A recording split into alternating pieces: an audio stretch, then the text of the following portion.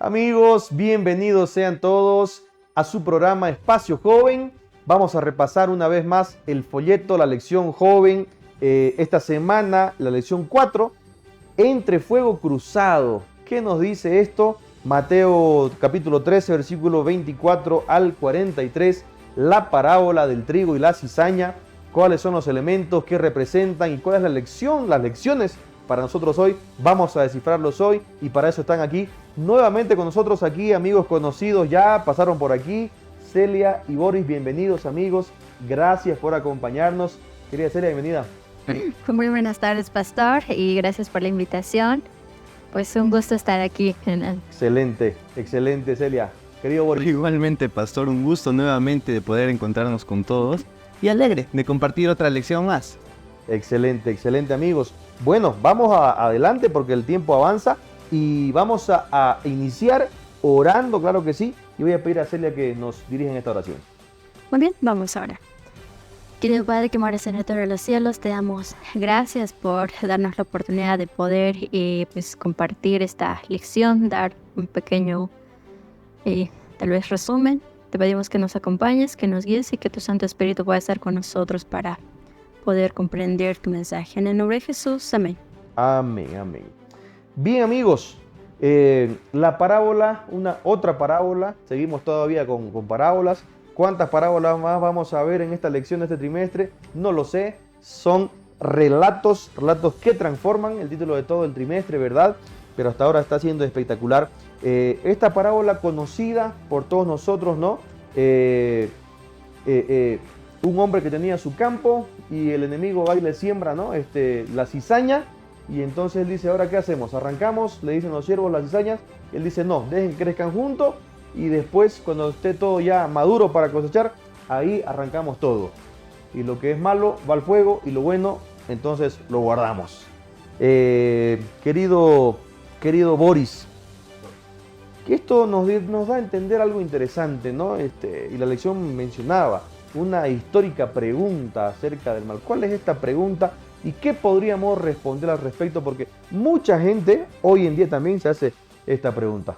Sí, y justamente después de contar Jesús esta parábola, ¿no? Las personas que se habían reunido, un grupo de personas, nos habla Mateo 13:36, dice que van y le preguntan, ¿no?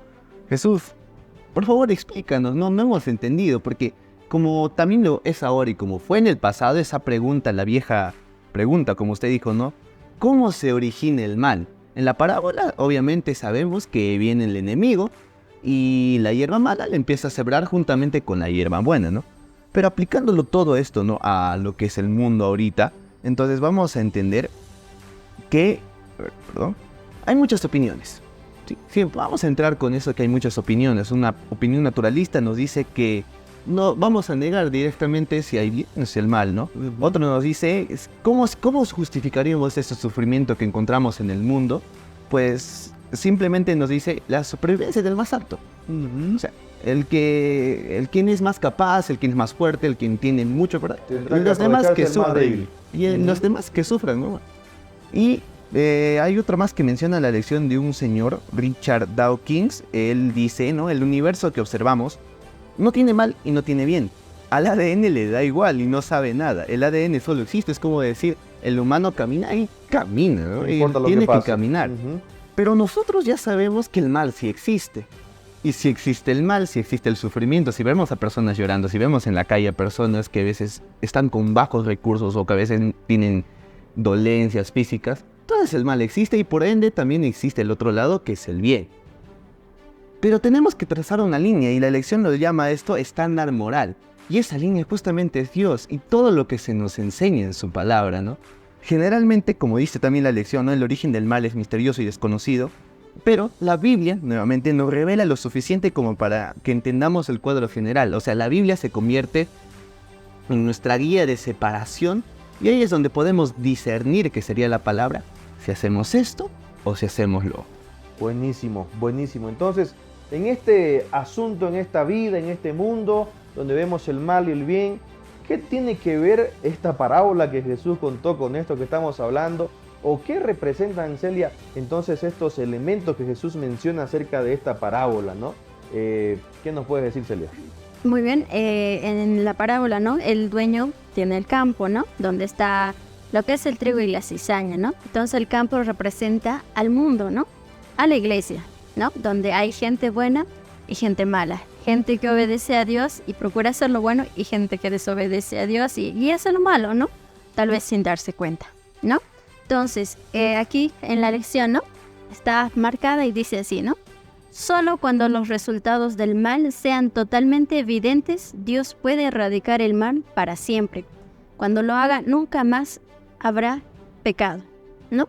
Y eso es lo que va a pasar, ¿no?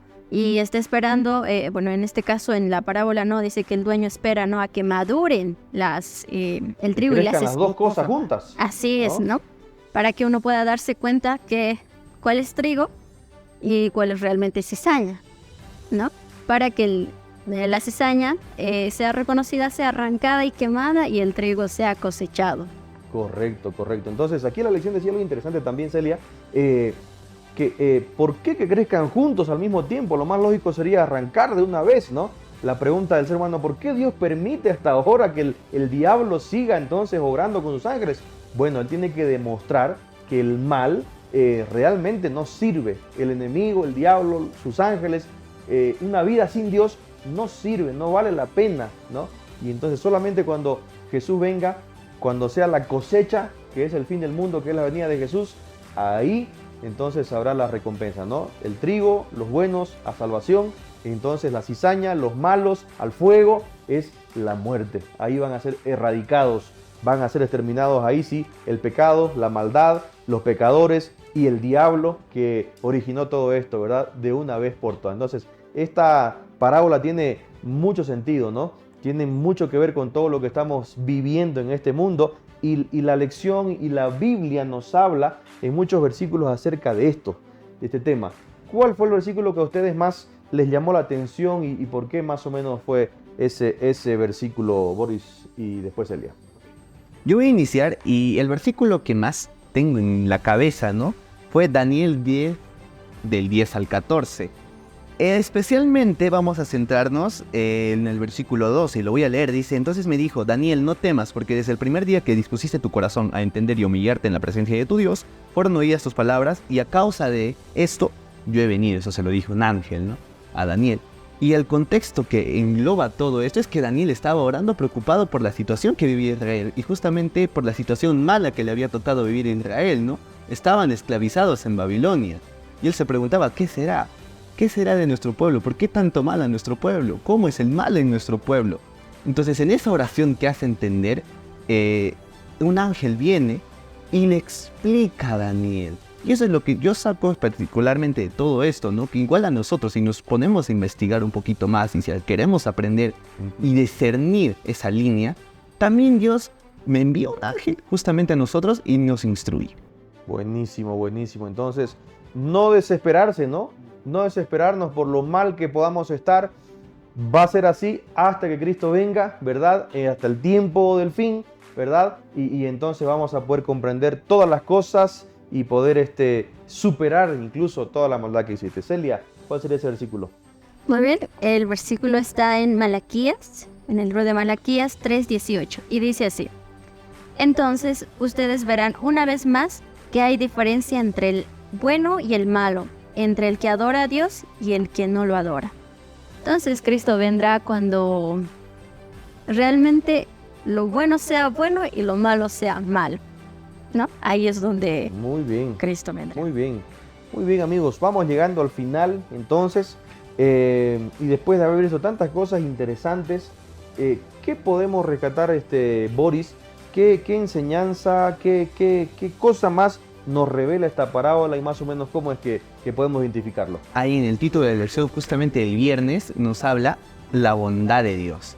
Y es algo maravilloso hablar de la bondad de Dios y se habla tanto de esto, ¿no? Y vamos a empezar con justamente la parábola que estamos hablando. Se nos dice que la bondad de Dios se va a revelar en el momento que Dios deja crecer, deja madurar y no arranca todo desde el inicio. Y madurando todavía más esta idea, vamos a decir que Dios prepara en ese momento del crecimiento que tiene la hierba, ¿no? Dios prepara a su pueblo para encontrarse con Él. En ese crecimiento Dios nos ayuda, como decíamos anteriormente, a discernir lo bueno y lo malo y prepara a su pueblo, ¿no? Y centrándonos más ahora en el tema de la bondad de Dios, encontramos muchos ejemplos. Cómo sostienen el movimiento de la tierra alrededor del sol, cómo nos conduce a nosotros en el día a día. E incluso vamos a citar Salmo 23:6, que justamente dice: ciertamente el bien y la misericordia me guiarán todos los días. Salmo 23, que nos va a hablar de David. En valle de sombra de muerte. Exacto, justamente este versículo. Ujú. ¿Y qué se nos dice, no? Aunque yo ande, aunque yo camine, aunque yo esté pisando en ese momento dos cosas muy importantes: sombra y muerte. Podemos estar en territorio de la muerte, pero en ese momento la bondad de Dios igualmente va a hacer que regresemos a Él. Y aun cuando estemos perdiendo luz, cuando estemos en sombra, igual Dios nos llama. Eso, pastor. Buenísimo. Algo interesante de la bondad de Dios que nos lleva a una siguiente cosa que me llamó la atención, que tú dijiste: dejen que crezcan las dos cosas juntas, ¿no? Y es lo que dijo la parábola, la cizaña y el trigo, que crezcan juntos. Tal vez puede ser que esas personas que representan la cizaña, que todavía les da el tiempo para que dos cosas puedan ocurrir, ¿no? Realmente se exprese su pecado y su maldad en toda su expresión y sean condenados, o tal vez puede regenerar, llevarlos al arrepentimiento. Y entonces la persona puede arrepentirse y ser trigo, dejar de ser cizaña y ser trigo, ¿no? Otra cosa interesante igual es que la confianza en Dios, ¿no? En la bondad de Dios. El Señor dijo: dejen que crezcan juntos, ¿no? Porque no vaya a ser que al arrancar, vamos a arrancar también planta buena, ¿no? El grano bueno. Entonces, al final vamos a separar, ¿no? Y es lo que tú decías de Salmo, ¿no? La confianza en Dios. Podemos estar en momentos difíciles, peligrosos, pero confiar en los planes de Dios, que parecen que no entendemos muchas veces, pero son de bendición al final. Entonces, amigos, hemos llegado al final una vez más, y yo quiero también que nos despidamos una vez más, pero no sin antes que ustedes nos puedan compartir alguna conclusión, algún consejo para todos nosotros. Celia. Muy bien. Nosotros muchas veces juzgamos por apariencia a las personas, ¿no? Sin embargo, Dios juzga por el corazón, ¿no? También la lección hace mención, ¿no? Que allá en el cielo, ¿no? Va a haber personas que nosotros no creíamos que llegarían a estar en el cielo. Y tristemente también no estarán personas que sí creíamos que sí o sí iban a estar allá en el cielo, ¿no? ¿Y eso por qué? Porque pues Dios juzga el corazón, como decíamos, ¿no? Y no las apariencias como nosotros, ¿verdad? Y pues Cristo vendrá en el momento cuando nuestro carácter esté plenamente desarrollado, ¿no? Y pues, queridos amigos, ¿no? Yo los invito, ¿no? A que podamos tomarnos esto seriamente, ¿no? Y que podamos desarrollar nuestro carácter de la manera que agrade a Dios. Amén, amén, Celia, muchas gracias. Pastor, yo me quedo con la parte de usted que dijo justamente, ¿no? Cuando crecen ambos hay una oportunidad para que aquellos que son cizaña se puedan pasar al otro bando. Y eso es algo hermoso, y es algo que dice la Biblia, ¿no? Si no vengo pronto es porque pasa esto, porque quiero que el pecador se arrepienta. Entonces, ahí incluso yo podría aumentarle que nosotros tenemos parte en eso. Jesús nos dio una tarea muy importante, una tarea especial y grandiosa, que es llevar a nuestros amigos, a nuestros familiares, a aquellas personas que pueden convertirse en trigo. Eso, pastor. Buenísimo, entonces tenemos aquí una lucha entre el bien y el mal, pero el objetivo de Dios es que la salvación pueda llegar a todos y nosotros podemos ser ese instrumento también. Amigos, muchas gracias por acompañarnos, que Dios los bendiga. Queremos despedirnos también, pero no sin antes hacer una oración, y voy a pedir que Boris nos dirija en esta oración. Está bien, vamos a orar. Amoroso Dios, muchas gracias porque desde tu palabra nos enseñas todo lo relacionado al bien, al mal y a la batalla que hay en eso, Señor. Dios mío, hemos aprendido que tu palabra siempre nos va a indicar cuál es la verdadera luz. Hemos aprendido que tú tienes piedad para aquellos que aún no están todavía como trigo. Señor, ayúdanos, motívanos y capacítanos para llevar tu palabra a esas personas. Gracias por todo, mi Dios. En tu nombre oramos. Amén. Amén. Amigos, muchas gracias. Será hasta una próxima oportunidad con toda certeza. Gracias por sus aportes. Y queridos amigos, igual con ustedes. Nos vemos pronto, en la próxima semana, con un nuevo tema y vamos todos juntos a estudiar los relatos que transforman en la Biblia, en nuestra guía de estudio de la Biblia, el folleto joven. Hasta una próxima oportunidad.